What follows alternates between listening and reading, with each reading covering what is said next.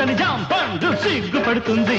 ఇది నీ కోసమే పండిందిలే, ఇది నీ కోసమే పండిందిలే.